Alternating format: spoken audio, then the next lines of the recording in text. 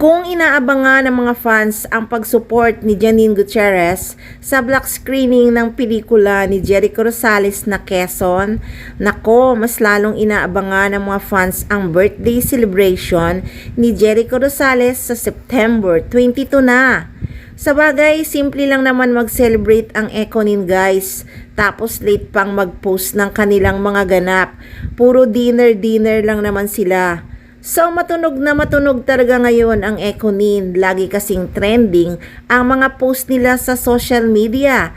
Lalo't na nga't puspusan din ang pagpopromote ni Jericho Rosales ng pelikula niyang Quezon.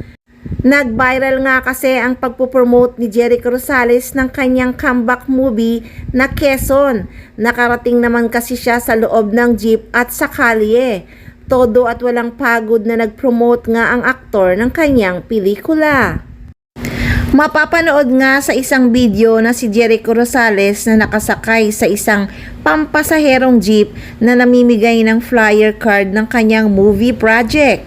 Nasa gitna rin ito ng traffic at nagmumudmod ng parehong card sa mga SUV transport driver at pasahero. Mabilis din ang galaw ng aktor. Pag nakapagbigay na, agad namang umaalis ito. Say nga ng mga fans, parang house to house lang nung eleksyon.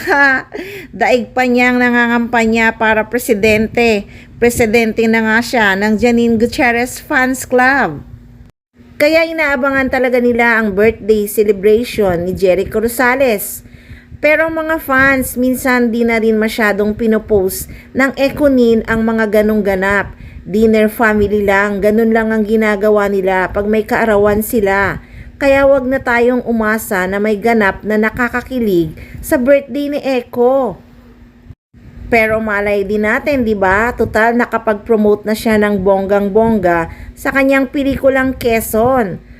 Baka lang naman, baka may short vacation na naman na isisingit ang Econin. Na-excite kasi palagi talaga ang mga fans ng Econin pag may nababalita ang mga okasyon. So yan muna ang chika, malapit na nga ang kaarawan ni Jericho Rosales kaya ang mga fans kinikiliti na naman. Abangan na lang natin ang mga updates at mga ganap kung ipopost nga nila sa social media. Kaya tutok lang palagi, syempre. Dito lang yan sa Maarteng Machika.